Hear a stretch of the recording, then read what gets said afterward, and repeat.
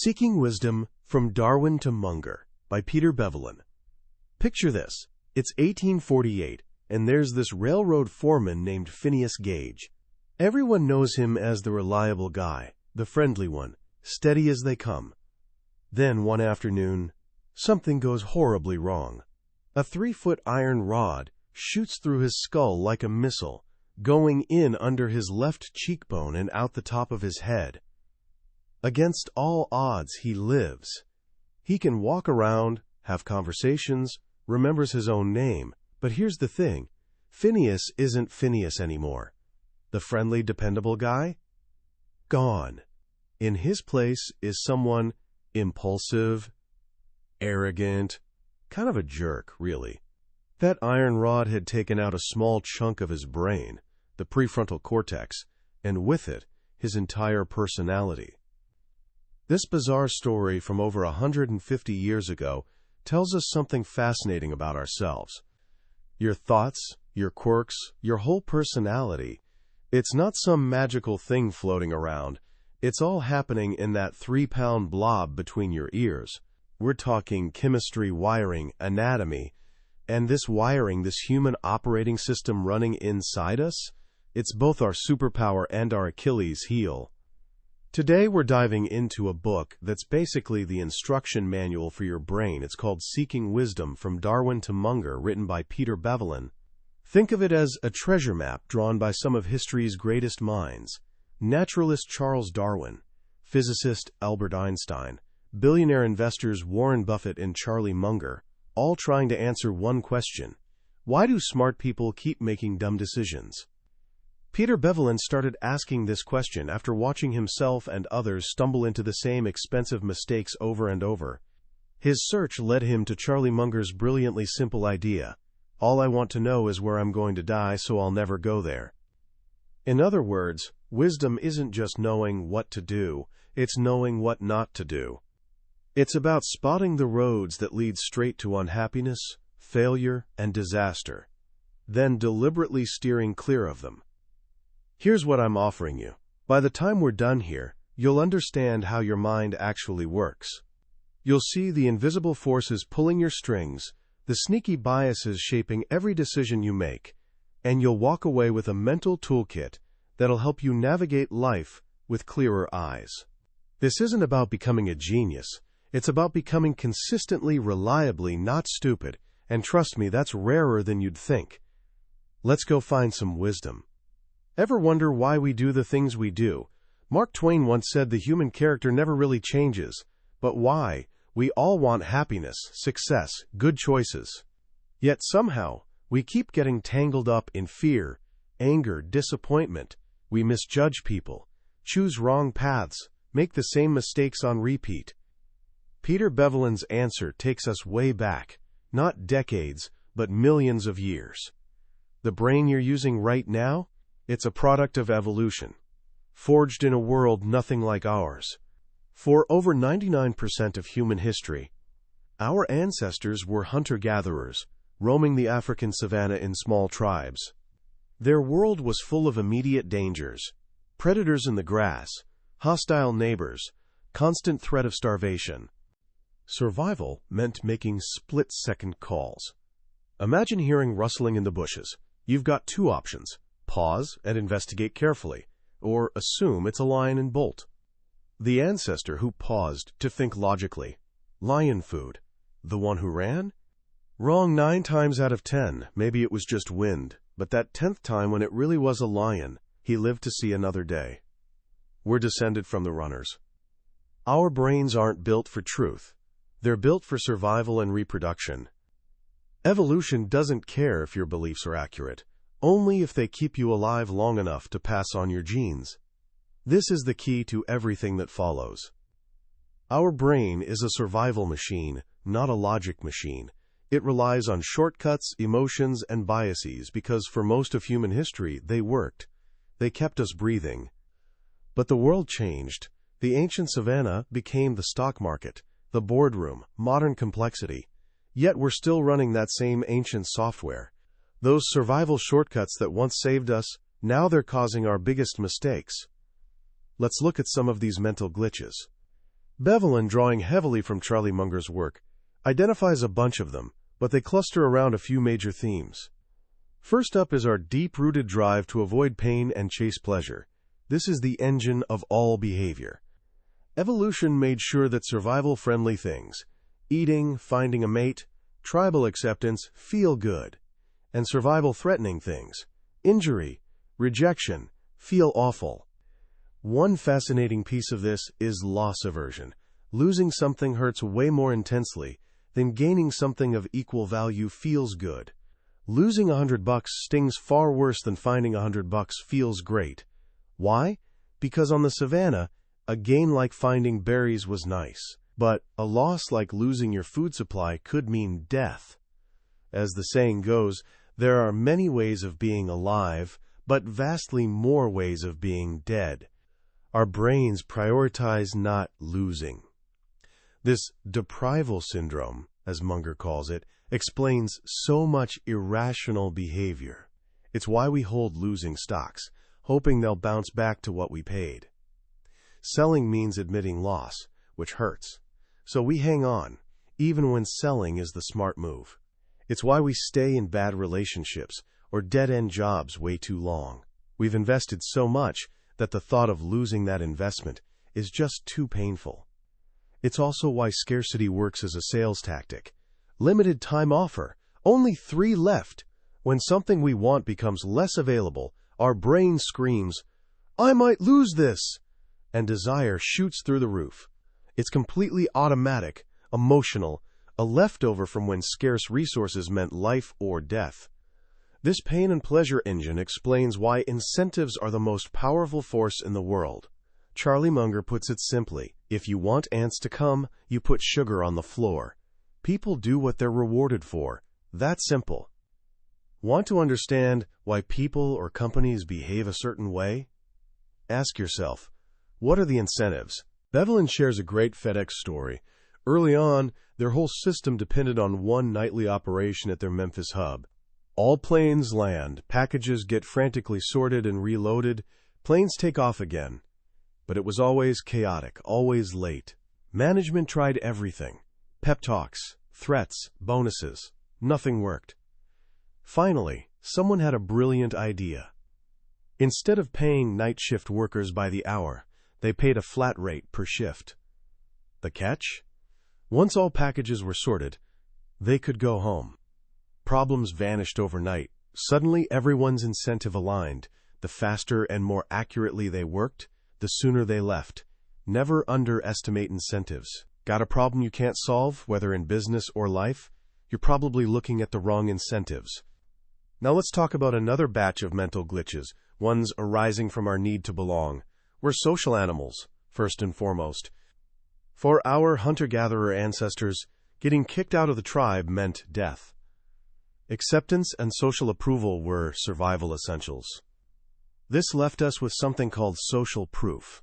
When uncertain what to do, we look at what others are doing. We assume if lots of people are doing something, it must be right. This is why laugh tracks work on TV, why long restaurant lines make us want to eat there, why fashion trends catch fire. We imitate without thinking. This isn't always bad. It's often an efficient shortcut, but it can lead to crowd folly. In the stock market, social proof drives bubbles and crashes. People see neighbors getting rich on a stock and pile in, not because they understand the business, but because everyone else is doing it. They feel comfortable in the majority. As economist John Maynard Keynes said, worldly wisdom teaches that it is better for reputation to fail conventionally than to succeed unconventionally. If you're wrong, and everyone else is too, you get less blame. This gets even more dangerous combined with our deference to authority. We're taught from birth to obey authority figures, parents, teachers, experts. Often this is good, but it can be exploited.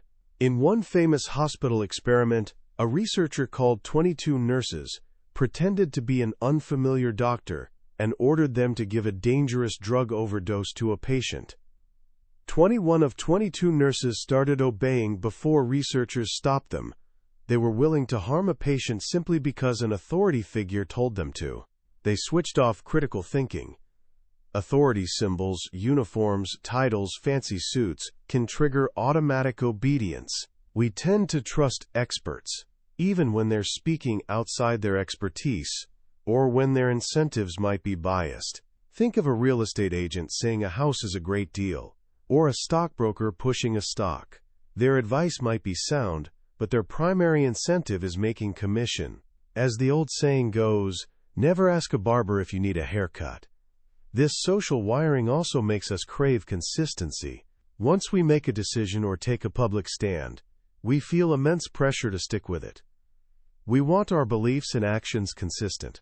If we change our minds, we worry others will see us as weak, indecisive, or foolish. This consistency tendency powers the classic foot-in-the-door sales technique. A salesperson starts with a tiny, easy commitment. Would you sign this safe driving petition? Weeks later, they're back with a bigger ask. Would you put this large, drive carefully billboard on your front lawn? Studies show people who agreed to the small request are dramatically more likely to agree to the large one. Why? They now see themselves as the kind of person who supports public safety. Refusing the larger request would be inconsistent with their new self-image. This tendency locks us into past decisions. Admitting we were wrong becomes incredibly hard. Instead, our brain hunts for any evidence, however flimsy, confirming our original decision. This is, quote, confirmation bias. If we buy a stock and it drops, we don't look for evidence we made a mistake. We hunt for articles saying it's still great and bound to rise. We interpret new information so our prior conclusions stay intact. As Warren Buffett says, that's what humans do best. This is one of the most dangerous thinking traps. Charles Darwin did the opposite. He had a rule.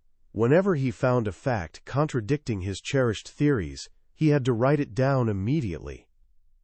He knew from experience his mind would naturally try to forget or dismiss unfavorable evidence. He actively fought his own confirmation bias. So we've got our internal wiring, the pleasure-seeking, pain-avoiding drive. We've got our social wiring, the need for acceptance and consistency. But there's a third major area of misjudgment about how we make sense of the world. Our brains are pattern-finding machines. We hate uncertainty and meaninglessness. We need to categorize, classify, structure the world.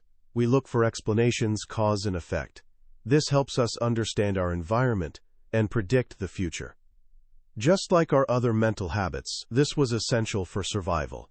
If you ate a red berry and got sick, your brain formed a simple pattern. Red berry equals sick. Avoid red berries. That's a useful, life-saving connection. The problem? Our pattern-finding machine is so powerful it often sees patterns that aren't there. We see faces in clouds, we find meaning in coincidences, we believe in superstitions.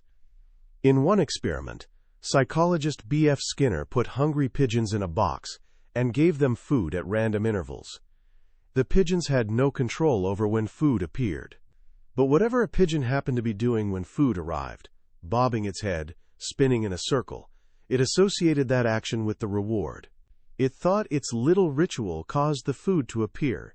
The pigeons developed superstitious behaviors. We do the same. A tennis player wears his lucky shirt to finals because he wore it once and won. His brain creates a false pattern. It confuses correlation with causation. This need for a reason, a story, is so strong we often construct explanations after the fact to make sense of events. This is sense-making or the narrative fallacy. After an event happens, especially a surprising one, we look back and create a story making the outcome seem inevitable. Of course the stock market crashed, we say in hindsight. The signs were all there. But before the event, the future was foggy with possibilities. Hindsight gives us delusional clarity.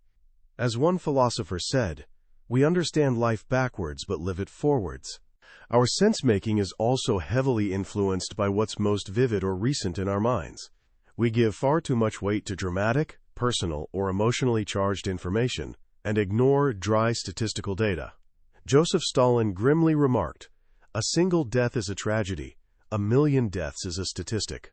We're moved by one suffering child's story, but can't grasp the reality of millions in famine. The media gets this perfectly. Drama and danger sell newspapers. A single airplane crash gets wall-to-wall coverage for days, making us overestimate flying risks, even though the statistical risk is incredibly low. We base fears on what's vivid, not what's probable.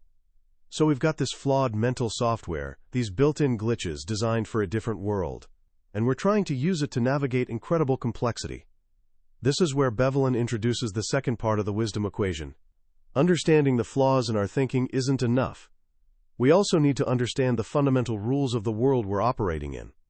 For this, he turns to big ideas from physics and mathematics. Don't worry, this isn't about complicated equations. It's about a few simple, powerful concepts governing how things work. First is systems thinking. We tend to look at things in isolation. We try solving one problem at a time. But the world isn't a collection of isolated parts. It's a complex, interconnected system. Every action has consequences, and those consequences have further consequences. As Warren Buffett says, the most important question in economics and in life is always asking, and then what? Bevelin tells the Medicare story. When created, actuarial studies predicted it would cost a certain amount. Actual cost? More than 10 times higher. Why? Because system creators didn't think through second and third order consequences. They didn't fully consider incentive effects. They created a system where doctors and hospitals got reimbursed on a cost-plus basis. The more care provided, the more money made.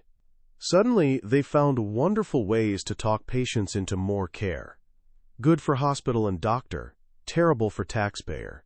They failed to ask, and then what? Another powerful idea is scale.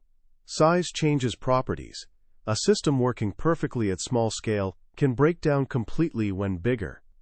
Imagine a giant from Hollywood movies, a person 10 times taller, wider, and thicker than normal. In movies, he moves around fine. In reality, he'd collapse under his own weight. Why? When you scale something up, volume and therefore weight increases by the cube of dimensions. But strength, coming from bone cross-section, only increases by the square. A creature 10 times bigger is 1,000 times heavier, but only 100 times stronger. The math doesn't work. The system breaks at certain scale. This applies to businesses, governments, social groups. A small company can be nimble and innovative. As it grows, it develops bureaucracy, management layers, perverse incentives. What made it successful small scale can cause failure large scale. Bigger isn't always better. Finally, we have to grapple with probability laws. Our brains are notoriously bad at this. We overestimate rare, vivid events like winning the lottery and underestimate common, less dramatic events like dying from diabetes. We also fall for the, quote, gambler's fallacy. If a coin lands heads 5 times in a row, we feel tails is due, but the coin has no memory. Next toss probability is still 50-50. Each flip is independent. The world is full of randomness and chance, but our pattern-seeking brains hate randomness. We want reasons for everything. If we don't find one, we invent one. So here we are. We have a brain wired for a world that no longer exists, full of psychological glitches, and we're trying to use it in a complex, interconnected world, governed by laws of systems, scale, and probability. Seems like a recipe for disaster. But this is where the wisdom journey truly begins. This is where Bevelin brings us to the toolkit, guidelines for better thinking. The master idea, borrowed from Charlie Munger, is building a, quote, latticework of mental models in your head. A mental model is simply an idea from a big discipline helping you understand how the world works. The ideas we've discussed, incentives, social proof, systems thinking, scale, these are all mental models. The key isn't learning one or two. You need a collection from all important fields: psychology, biology, physics, mathematics, history, economics. You don't need to be an expert in any. Just grasp the big fundamental ideas. Why? Because if you only have one tool, if all you have is a hammer, you tend to treat every problem like a nail. You define problems fitting your limited tool, rather than fitting underlying reality. But with a full toolkit, a lattice work of models, you can look at problems from many angles. You can see the big picture. One of the most powerful models is inversion, or thinking things through backward. Instead of asking how to achieve success, ask how you could guarantee failure. Munger brilliantly illustrated this in a commencement speech, offering, quote, prescriptions for guaranteed misery in life. His prescriptions included taking mood-altering chemicals, being consumed by envy and resentment, and being unreliable. By clearly identifying what to avoid, the path to better life becomes much clearer. 19th-century mathematician Carl Jacobi said the secret to his discoveries was simple: invert, always invert. Many hard problems are best solved when addressed backward. Another critical tool is checklists. No pilot takes off without going through pre-flight checks. He doesn't rely on memory, no matter how experienced. He knows under stress, it's easy to forget critical steps. A simple checklist can prevent catastrophic failure. We can apply the same discipline to important decisions. By having a checklist of common psychological biases or key business factors, we can reduce chances of foolish mistakes. And finally, there's the all-important margin of safety. This engineering concept is about building a bridge that can hold a 10,000-pound truck, but only driving a 4,000-pound truck across it. You don't cut it close. You build in a buffer for the unexpected, for human error, for things you can't predict. In investing, this means never paying full price for what you think a business is worth. You buy at significant discount, creating margin of safety if calculations are wrong or the future differs from expectations. In life, it means not living at the edge of your finances or emotional capacity. It means having reserves, backup plans, always preparing for an inherently uncertain world. This, then, is the path to wisdom. It's not about higher IQ or knowing more facts. It's about a way of thinking. It's about understanding flaws in your own mind, understanding fundamental world rules, and building a toolkit of mental models to navigate the two. It's about having humility to know what you don't know, discipline to constantly search for your own mistakes, and patience to wait for rare opportunities where odds are overwhelmingly in your favor. It's a lifelong journey, but as Bevelin shows us, it's the most rewarding one we can take. So what do we take from this incredible book, Seeking Wisdom? For me, the most powerful and liberating idea is this: your biggest enemy isn't the world outside. It's the wiring inside your own head. For a young person, a 17-year-old on the cusp of life's biggest decisions, about college, career, the people you surround yourself with, this is revolutionary. The world tells you success is about being smarter, working harder, or getting lucky. Those things matter. But what Peter Bevelin, through Munger and Darwin's wisdom, tells us is that the foundation of a good life is simply making fewer stupid mistakes. Think about that. It's not about achieving perfection. It's about avoiding disaster. It's a defensive game. If you can learn to recognize situations where your own mind is likely to betray you, when you're feeling envious, caught up in the crowd, desperate to confirm a decision you've already made, you can learn to pause. You can step back and engage a more rational, deliberate part of your mind. Here are a few simple, practical things you can do starting today to apply these lessons. First, practice inversion. Next time you have an important goal, don't just think about steps to success. Flip it. Ask yourself, what would guarantee I fail? Write down all the dumb things you could do. Want to do well in school? What would guarantee failure? Never study. Skip classes. Surround yourself with people who don't care. Once you see the path to failure clearly, the path to success becomes much easier. You just avoid that stuff. Second, Build your own simple checklist for important decisions. Doesn't have to be complicated, could be as simple as 3 questions. 1. What are the incentives for everyone involved here, including me? 2. What are the second and third order consequences of this decision, and then what? 3. Am I looking for evidence that disconfirms my belief, or just trying to prove myself right? Just asking these 3 questions will put you ahead of 90% of people running on autopilot. Finally, start building your lattice work. Be curious. When you learn something new, don't just memorize it.